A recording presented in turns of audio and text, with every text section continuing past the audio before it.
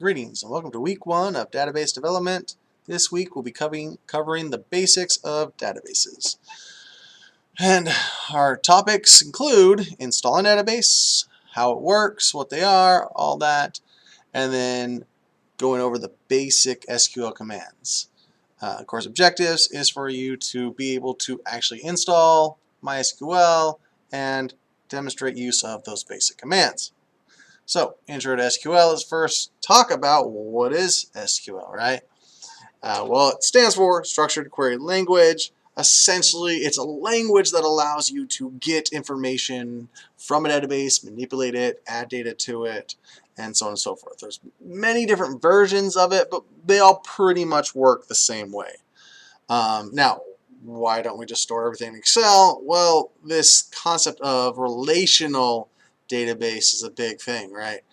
Where if you wanted to put a bunch of information about, I don't know, checking out books, you would have to have every single time you check out a book, you'd have to put all of the user information on every single row along with all the book information. Whereas if you look at this thing on the right, that is SQL, right? You have essentially like Excel, but a bunch of different little sheets that they're connected to each other. So you don't need all of the information for an employee on the shipment, right? You just their ID. So as you go through, that's kind of the concept is having these different tables that just have the information they need and not putting a table with every single piece on it that's not needed, right? Just better organization, better way to retrieve data. Excel is great for calculating. SQL is great for storing, retrieving, and modifying. Now, we talked about there's a bunch of different languages. Most of these work very, very similar. Access is a Microsoft product that kind of puts the GUI interface all in one with it. Then there's actual Microsoft SQL, which is more of just the database where you can connect programs to it. Oracle has their own database. They also own MySQL, which is a free version. And then there's SQLite, which is like a little standalone running off of an exe.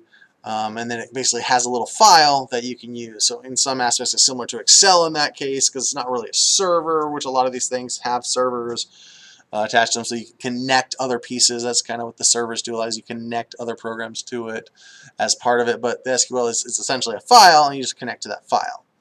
But again, they all pretty much use the same syntax in order to talk to them. All right. Installing this, I'm going to give you the link to it, and make sure you download the installer and not the workbench. Click download. If you need an account, you should be able to click no, just give me the file, and then follow steps. Also, there'll be a video below that you can use. I've created to walk you through the steps, making sure you get it installed and get all the pieces installed that you will need throughout this course. Last piece, and we'll show this a little bit in a little bit, is accessing via the command line. So as we go through this, essentially what we'll do is, however you access the thing, you want the SQL. Like, so luckily mine's already here, but you might need to go through your start menu to get to it, but you're looking for that MySQL 8.0 command line client, and it'll look just like the terminal for all of you have. If you did the install correctly, then you'll be able to go in here and you would have configured a password in the install, which will bring you to here. I'm going to shrink this up a little bit so we can kind of look at some of these commands as we go through. But essentially, the very, very, very basic commands as we go through is just getting the database created, right? Actually creating the database. Do something, I gotta make that. And it doesn't want to give me my little slider for now. But anyway, you can't really see everything. Create database and the name. So one thing you'll notice with this is what a lot of people do. You don't have to do this. However, for this course you will. But is you capitalize the command names so you know what's a command and what's not a command. So again, you can see that capitalization is a name. Now, I'm not going to do every single one of these because a lot of them are the same. But you see create database, give it the database name, and just in case you're not sure if you made it or not, create database if not exist, right? So if the database doesn't create, go ahead and install it. So let's go ahead and try one. Create database. And you can see it's all caps and my first DB. All right, click enter. Oh, and of course you need the semicolon. If you ever do this, and this happens from time to time, I do it a lot too, just put the semicolon, don't retype the command. All right, so this is a great example.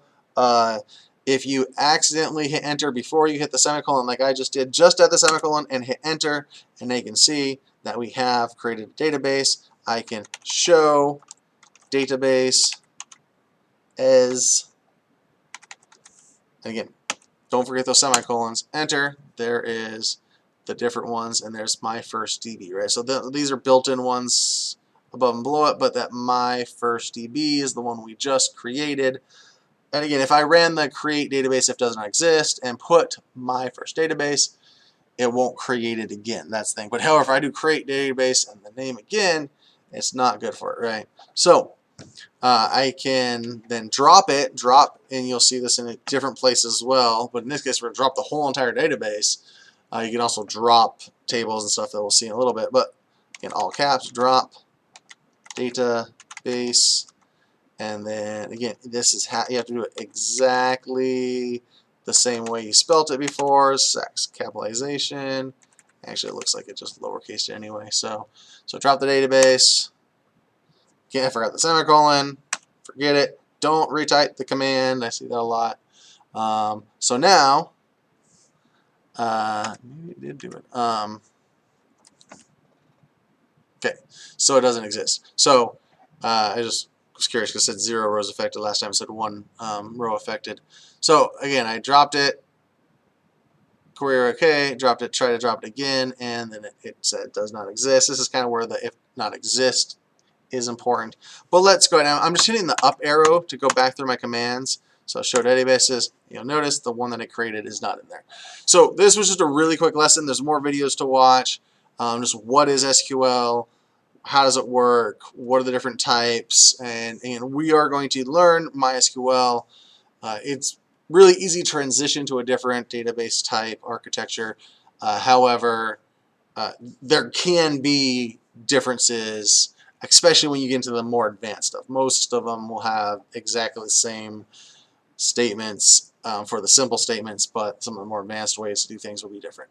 Anyway, that's all I have for this week's lesson. Again, make sure you watch the other lessons and go through the activities. We'll see you next week.